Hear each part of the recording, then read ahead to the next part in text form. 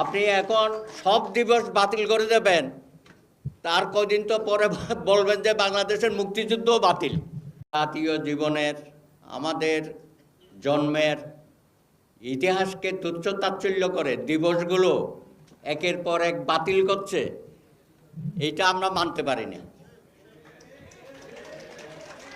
আপনি এখন সব দিবস বাতিল করে দেবেন, তার কদিন তো পরে বলবেন যে বাংলাদেশের মুক্তিযুদ্ধও বাতিল। আমরা কি সেটা সুযোগ দেব যে ৩০ লক্ষ শহীদ, আচ্ছা ২৪ বছরের লড়াই সংগ্রাম, তাহলে কি আমরা কিছুই করি নাই? আপনারা অন্তর্বর্তীকালীন সরকার হয়েছেন, ভালো একটা বিপ্লব হয়েছে, অনেক রক্তপাত, তরুণ, হ্যাঁ। এখন ওনারা বলছেন যে ৫ই আগস্টের পর থেকে অতীতের আর কিছুই নাই, সব মুছে দেওয়া হবে। এই মুছে দেওয়া চলবে না বাংলাদেশে। আমরা ৪টা নভেম্বর আমাদের সংবিধান দিবস, এটা অক্ষুণ্ণ থাকবে। এটাকে পালন করলো আর করলো না, এটা সরকারে নির্দেশনায় এটা চলবে না, এটা জনগণের আকাঙ্ক্ষা। আশা করি ভবিষ্যতে এই প্রতারণাগুলো করবেন না, জাতির ইতিহাস মুছে ফেলার চেষ্টা করবেন না, তাহলে আপনাদের অস্তিত্ব থাকবে না। সুতরাং এটা আমাদের চ্যালেঞ্জ। আমাদের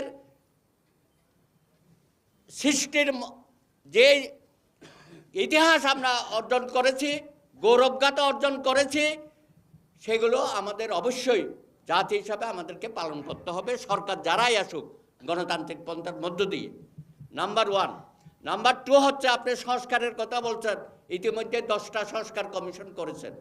তো সংস্কার প্রস্তাব দেবেন, করবেন, ঠিকই আছে, করতে থাকেন। আপনি বিচার বিভাগীয় একটা সংস্কার কমিশন করেছেন, মাননীয় প্রধান বিচারপতি আপনিও 25 দফা সংস্কার কমিশন দিয়েছেন, দেন নাই? এখানে বিরাট সমাবেশ করেছেন।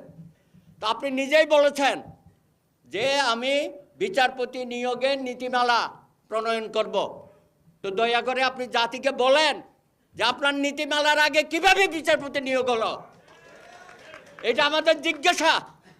আপনি নিজেই বলেছেন যে নীতিমালা করব, বিচার বিভাগের সংস্কার কমিশন করেছেন, তারও তো এখনো দেয় নাই, তার আগে আপনি বিচারপতি। তো কি হচ্ছে এগুলো? তাহলে আগেও যেভাবে চলছে এখনো কি সেভাবেই চলবে? আপনি অনেককেই বিচার কাজ থেকে বিরত রেখেছেন, কেন রেখেছেন?